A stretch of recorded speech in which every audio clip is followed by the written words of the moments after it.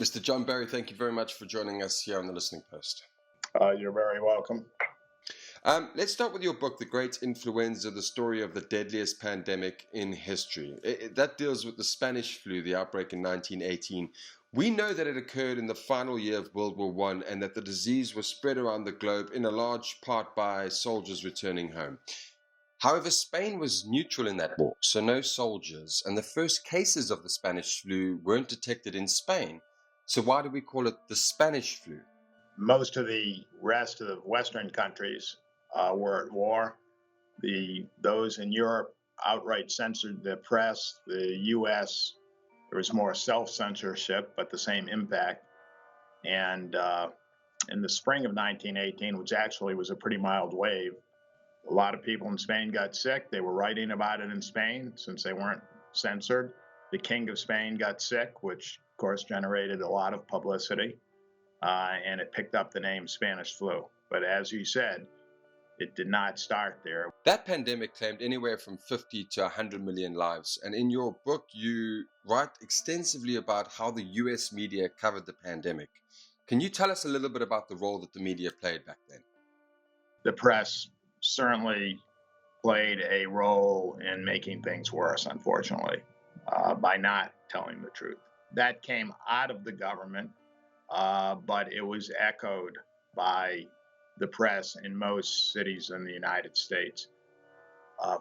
For example, in Philadelphia, where there was a massive parade of hundreds of thousands of people watching it, the medical community was telling reporters that this parade should be canceled. The reporters were writing stories. Editors were killing the stories. And like clockwork, 48 hours after the parade, which is the incubation period of influenza, the disease really exploded in the city. And that happened to be one of the hardest hit cities in the country, if not the world.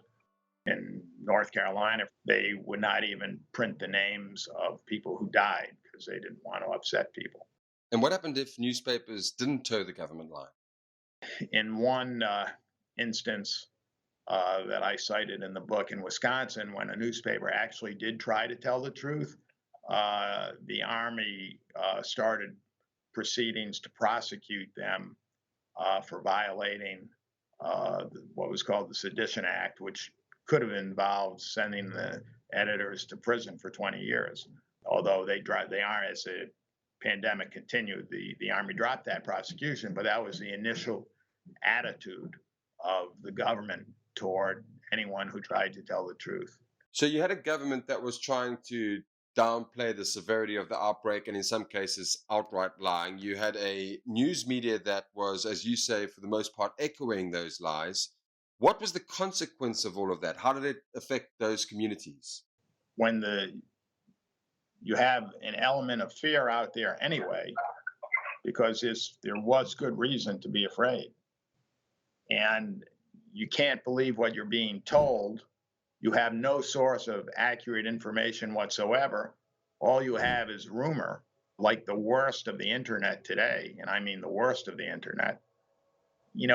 It's atomizing. Instead of a community coming together, it was everybody for himself or herself. Again, to use Philadelphia as an example, when there were calls for volunteers, those calls went unanswered.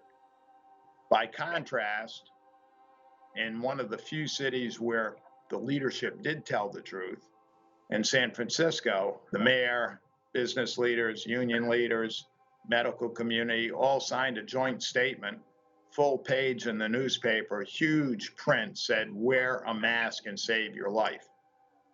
Now, as it turned out, the mask did not help. But the point is, that's a very different message than "this is ordinary influenza by another name." And in San Francisco, the whole community worked together in a very organized fashion. The city continued to function much better than most other places where the public had been lied to.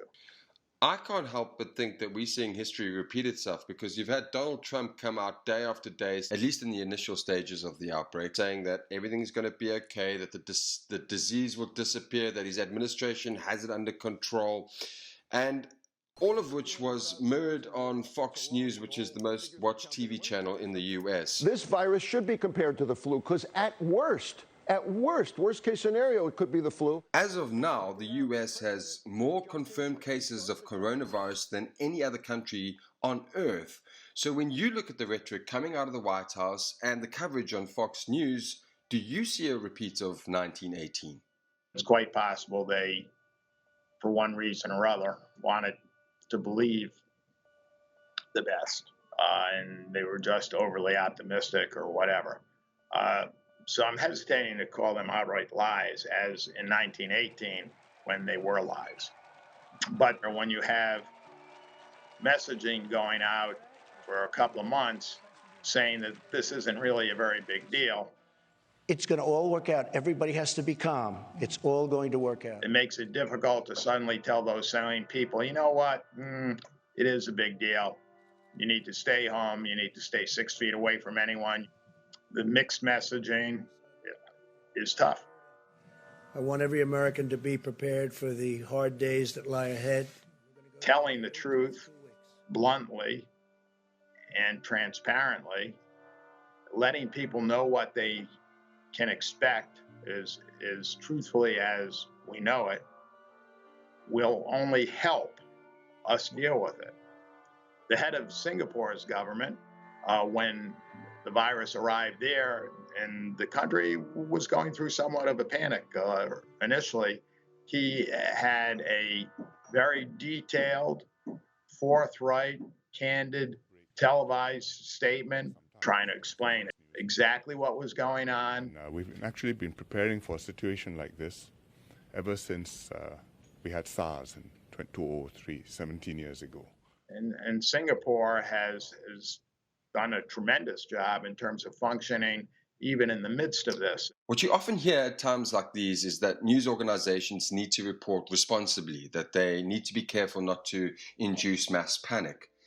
Isn't there a conflict there for journalists who want to report the story accurately, but who are afraid that by doing so, they might make the situation worse? No, I don't think so.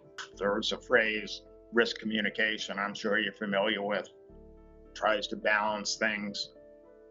I despise that phrase because it implies managing the truth. I think you tell the truth, you don't manage the truth. I think people are much more capable of dealing with the reality than they are with the imagination. Okay, thank you very much. Thank you. You know, if you downplay something, then it gets a lot worse. What do you say to Americans who believe that you got this wrong? All you've done is lose your own credibility. The real truth. Stay calm. It will go away. You know it is going away. You know, maybe you gave some people a few days of solace, but that's also a few days that they could have prepared themselves better. And if you watch a horror movie, before the monster appears on the screen is the scariest time because your imagination takes over. Once the monster appears, it's never as frightening as what your imagination created. So tell the truth, whatever that truth is, let people prepare. Indeed.